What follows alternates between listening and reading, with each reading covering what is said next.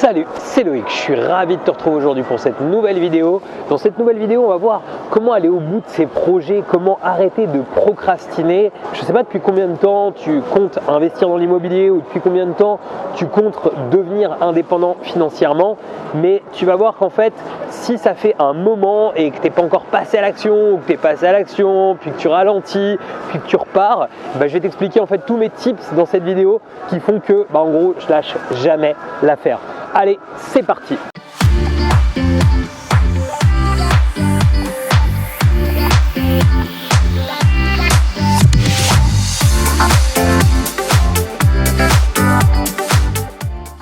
Juste avant de démarrer, je vais t'inviter à t'abonner à cette chaîne, à rejoindre des milliers d'investisseurs et d'entrepreneurs qui l'ont déjà fait. Pour ça, tu as juste besoin de cliquer sur le bouton s'abonner qui est apparu dans la vidéo ou bien juste en dessous de la vidéo. Et surtout, n'oublie pas la petite cloche si tu souhaites être prévenu à chaque fois que je publie une nouvelle vidéo. Je t'ai mis aussi un lien vers une webconférence qui va te permettre de savoir réellement comment faire pour pouvoir gagner de l'argent grâce à l'immobilier. On a les prochaines sessions qui sont prévues, qui sont en lien avec le petit i comme info. Alors on est toujours à Tokyo, on est proche du Sky Dome en fait. Alors il n'y a pas de match de baseball aujourd'hui, mais en fait c'est le terrain de baseball qui est à l'intérieur et en fait il y a un gigantesque parc d'attractions tout autour. Si ça t'intéresse de suivre un petit peu tout ce que je fais quotidiennement, c'est très simple. Tu as Instagram, Loïc Cardin, et tu peux suivre en fait mes parcours quotidiens, réguliers, etc. Si je devais simplifier un petit peu les choses, je classerais en deux catégories en fait les personnes. C'est-à-dire que souvent, tu as un petit peu deux catégories de personnes. Tu as des personnes qui sont vraiment très fonceuses, qui ont des intérêts et des inconvénients, on va en parler, et puis des personnes qui ont besoin de tout maîtriser, d'être expert un petit peu en tout avant de pouvoir se lancer. En fait, tu vas voir que tu sois sur un type ou l'autre de personnes, il y a des choses en fait à améliorer, des choses à modifier un petit peu dans ta façon de faire si tu veux pouvoir avancer plus vite et focus. Donc, ce qu'on va faire, on va parler dans la première partie de l'une des typologies de personnes, dans la deuxième partie une autre des typologies, et en troisième partie je te donnerai vraiment tous mes tips, tout ce que j'applique, et je te dirai aussi de quelle partie en fait, dans quel camp je me situe à aujourd'hui et dans quel camp je me situe depuis relativement longtemps. Alors concrètement, si tu veux, ce qu'il faut comprendre, c'est que quand tu es quelqu'un de fonceur, quelqu'un qui passe très vite à l'action, et il y en a qui regardent, c'est sûr et certain, parce que ça fait partie des gens, par exemple, qui vont découvrir ma chaîne, qui vont regarder peut-être quasi toutes les vidéos de la chaîne en 24-48 heures, et puis qui 2 semaines après ont déjà acheté un bien immobilier. Souvent en fait ces personnes, en fait elles sont vues par d'autres comme des gens formidables, des fonceurs et tout. Il y a par exemple une personne qui avait rejoint mes programmes qui a acheté plus d'1 500 000 € d'immobilier dans les 6 premiers mois où il a commencé à investir. Enfin, tu vois, il y a des réussites comme ça, et bien sûr il y en a beaucoup des gens qui sont comme ça dans la naturel ultra fonceurs et qui vont passer à l'action très très vite. La seule chose quand on fait ça, c'est très bien parce que ça nous permet de passer à l'action, d'y aller. Par contre, souvent on se soucie pas trop des risques. C'est vrai que souvent ça fait bien en fait de te montrer ça, de dire waouh, regarde ce que j'ai fait, j'en ai acheté pour tant d'euros en tant de temps, etc. Mais tout ça en fait, ça te montre juste un instant, quelque chose qui s'est passé à un instant, quelque chose que quelqu'un a fait à un instant, mais ça te montre pas en fait tout le cheminement que les gens ont eu un petit peu en amont. Dans les gens fonceurs comme ça, évidemment la plupart y arrivent, mais souvent vont pas te raconter les difficultés en fait par lesquelles ils sont passés, parce qu'il y en a, parce que acheter je sais pas, peut-être 4 immeubles au même moment, ça représente aussi des problématiques. C'est-à-dire que si demain tu achètes 4 immeubles au même moment, tu vas te retrouver avec peut-être je sais pas 600 mètres carrés, 800 mètres carrés de chantier à suivre au même moment.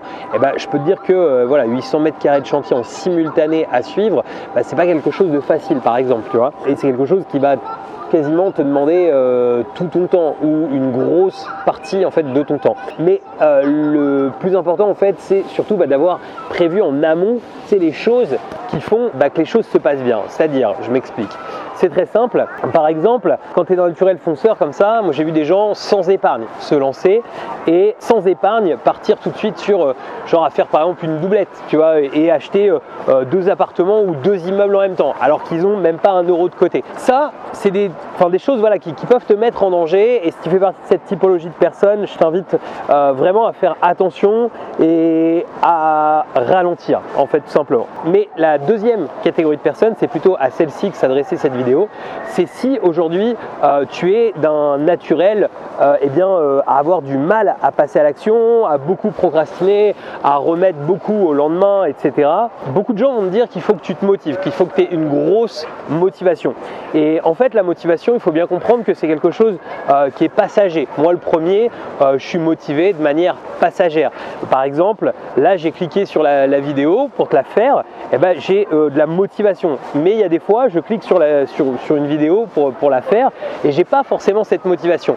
Mais en fait, que j'ai la motivation ou que je ne l'ai pas, en fait, c'est ancré dans mon cerveau et je t'expliquerai en fait de quelle manière c'est ancré, qui fait que bah voilà, je vais avoir mon énergie au moment où je te fais la vidéo, les choses vont se passer comme il faut, je vais kiffer au final, mais je vais te passer à l'action en fait pas par de la motivation. Donc concrètement en fait, si tu veux, donc cette deuxième typologie de personnes, c'est des personnes qui ont tendance à beaucoup avoir l'impression qu'il faut énormément se former en fait pour pouvoir se lancer et qui ont du coup beaucoup de mal en fait à passer à l'action.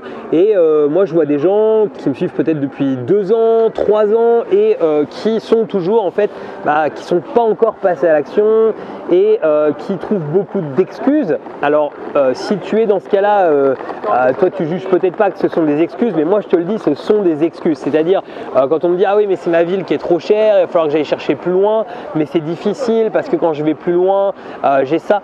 En fait, il faut bien comprendre qu'à chaque problème, il y a une solution. C'est-à-dire que c'est hyper important si tu veux passer à l'action, si tu veux passer massivement à l'action, si tu veux mettre en place, aller au bout de tes projets, aller au bout de tes rêves, eh bien, il faut qu'il n'y ait plus de problème, il faut qu'il y ait des solutions. C'est-à-dire, quand un problème se présente à toi, moi, il se présente des problèmes à moi chaque jour, je dirais que même avec mes méthodes d'automatisation, finalement, 99% de ce que je fais, eh bien, c'est de régler des problèmes, en fait, tout simplement, et de te tourner des vidéos. Donc, si tu veux, le fait de régler des problèmes, c'est quelque chose qui me pose pas de soucis parce que c'est comme ça, parce que ça fait partie du truc. Et si je paniquais à chaque problème, c'est sûr que j'avancerais pas du tout. Non, j'ai un moment en fait dans ma journée où je vais me concentrer justement sur mes emails, etc. D'ailleurs, je te déconseille d'ouvrir tes emails dès le matin comme 99% des gens le font parce qu'il n'y a rien de pire en fait pour nous pourrir le cerveau dès le matin. Moi, j'écris une checklist en fait de ce que je vais faire le lendemain et je commence par la faire et mes emails, je les ouvre que dans l'après-midi ou le soir. Mais en amont, je les ouvre pas et je retire tout un tas de notifications. Concrètement, si tu fais partie de cette deuxième catégorie de personnes, eh bien, ce que je vais t'expliquer là va énormément t'aider. La première chose, c'est de comprendre que la motivation, elle n'a vraiment aucun intérêt. Si tu as du mal à passer à l'action, c'est pas parce que tu manques de motivation. Parce que la motivation, c'est normal. On est tous pareils. On en a un jour, on n'en a pas le lendemain, on en a le jour d'après, on n'en a pas le jour d'après. Ce qui te manque, en fait, ce sont des routines, ce sont des rituels, ce sont des choses habituelles que tu fais quoi qu'il arrive. Qu'est-ce qui est important aujourd'hui pour pouvoir se développer personnellement, pour pouvoir passer massivement à l'action? C'est d'avoir une bonne qualité de sommeil, d'avoir un bon rythme et d'avoir surtout une bonne productivité. Souvent les gens en fait veulent en faire plus dans une journée. C'est-à-dire que souvent les gens disent moi dans ma journée il faudrait que j'en fasse plus, j'aimerais que mes journées fassent 48 heures et pas 24. Mais en réalité c'est parce que ils manquent de productivité au moment où ils passent à l'action. Première chose toute simple à faire, c'est d'instaurer des rituels. C'est-à-dire d'avoir un rituel le matin qui soit toujours le même. C'est-à-dire que quoi qu'il arrive, eh bien, en fait si tu veux une habitude ça met 30 jours à se mettre en place et en fait l'idée c'est tout simplement pendant 30 jours à se forcer à tous les jours adopter un rituel.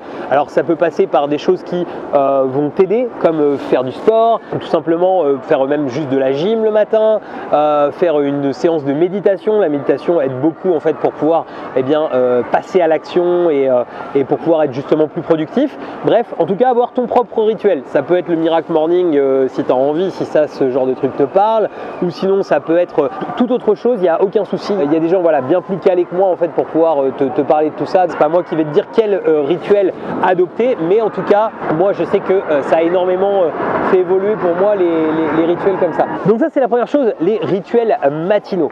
Ensuite la deuxième chose qu'il faut que tu aies absolument en compte, c'est que il faut que dans ton rituel tu instaures, si c'est de l'immobilier que tu veux faire, tu instaures une recherche immobilière. En fait, la première fois où tu fais une recherche immobilière sur le Bon Coin, avec les taquets, etc., avec bien sûr, comme j'ai expliqué dans d'autres vidéos, le nombre de villes qui ne doit pas être trop important, qui doit être même relativement restreint, le volume de biens qui doit être restreint, enfin la typologie de biens, voilà, il faut vraiment savoir ce qu'on recherche. Et ben en fait finalement en 5-7 minutes, tu vas chaque jour avoir checké en fait les nouveaux produits qui sortent et tu vas pouvoir les appeler. Et déjà là, tu vas gagner énormément en productivité. Ensuite, ce qu'il faut, c'est avoir déjà planifié ta journée du lendemain la veille. C'est-à-dire savoir réellement ce que tu vas faire en termes de travail le lendemain.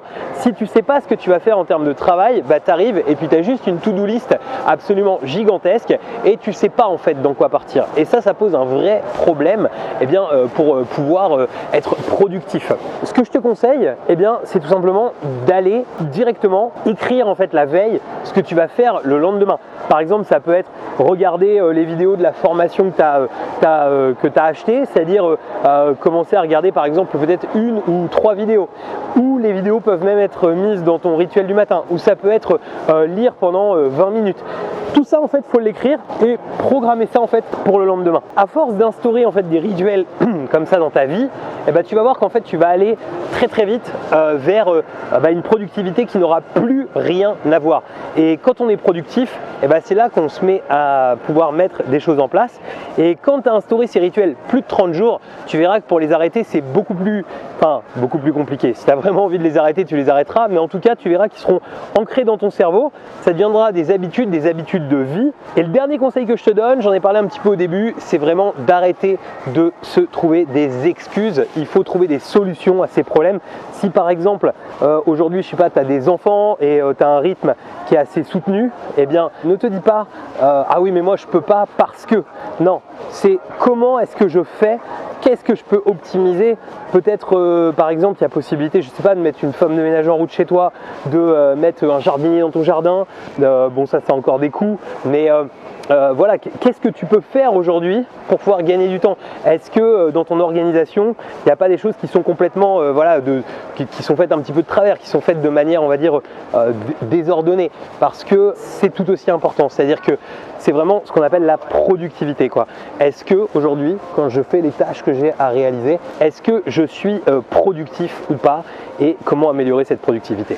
Voilà, bon, je t'ai donné quelques pistes. Ça mériterait évidemment des choses beaucoup plus longues. Je parle énormément de tout ça et de cet état d'esprit dans les webconférences qu'on organise, parce que c'est tout aussi important que la technique. C'est même peut-être, à mon sens en tout cas, plus important que la technique. Si ça t'intéresse, je te remets un lien dans l'écran de fin vers les prochaines sessions de webconférences qu'on organise sur le sujet. Je vais te mettre aussi un lien pour pouvoir t'abonner à la chaîne et un lien vers la playlist Les conseils immobiliers. Je te dis à très bientôt pour de nouvelles vidéos. Ciao!